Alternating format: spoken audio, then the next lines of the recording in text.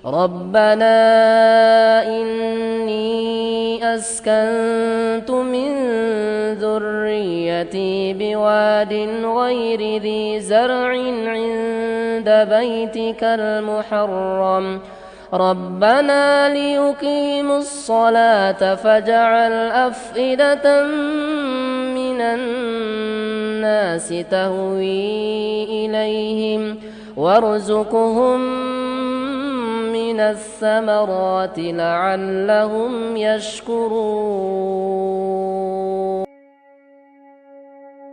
Doa Ibrahim dikabulkan. Karunia yang banyak selalu diberikan oleh jamaah haji yang berkunjung ke Baitullah dalam jumlah yang terus meningkat dari seluruh jazirah Arab dan sekitarnya. Haji dilaksanakan setahun sekali, tetapi Ka'bah dapat dikunjungi kapan saja melalui umroh. Ritus-ritus haji dan umroh dilaksanakan dengan taat dan tekun sesuai dengan aturan yang diajarkan oleh Ibrahim dan Ismail. Anak keturunan Ishak juga memuliakan Ka'bah sebagai suatu tempat ibadah yang dibangun oleh Ibrahim.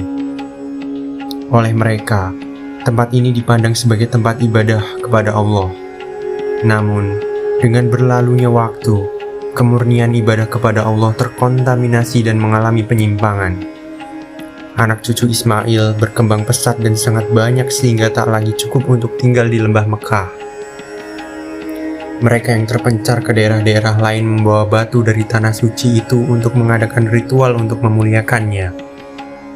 Kemudian, terpengaruh oleh tradisi kaum pagan yang menjadi tetangga mereka, berhala mulai ditambahkan ke batu-batu itu. Akhirnya, jamaah haji mulai membawa berhala ke Mekah dan diletakkan di sekitar Ka'bah. Inilah yang menyebabkan kaum Yahudi berhenti mengunjungi rumah ibadah Ibrahim itu.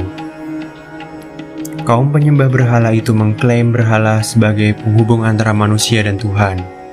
Akibatnya, pendekatan mereka kepada Tuhan menjadi berkurang dan tidak langsung. Tuhan menjadi begitu jauh dan mereka melupakan dari mana dunia ini berasal, hingga akhirnya mereka tak lagi meyakini kehidupan setelah kematian. Namun, ada satu tanda yang menunjukkan dengan jelas bahwa mereka telah meninggalkan kebenaran, yaitu mereka tak lagi punya akses ke sumur Zam-Zam, bahkan tak tahu lagi di mana sumur itu terletak. Adalah orang-orang Jurhum yang datang dari Yaman, yang bertanggung jawab secara langsung atas hal itu. Mereka mengangkat diri mereka sendiri sebagai pengurus Mekah. Keturunan Ibrahim setuju karena istri kedua Ismail berasal dari Jurhum.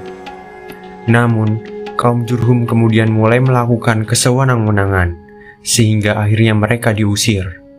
Sebelum pergi, mereka sempat menimbun sumur Zam-Zam. Tak diragukan, mereka melakukan itu sebagai balas dendam.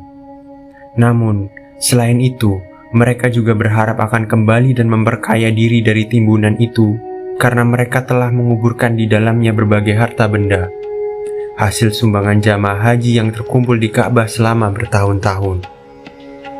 Posisi Jurhum sebagai penguasa suci Mekah diambil alih oleh Khuza'ah, suatu suku Arab keturunan Ismail yang telah bermigrasi ke Yaman dan kemudian kembali ke utara.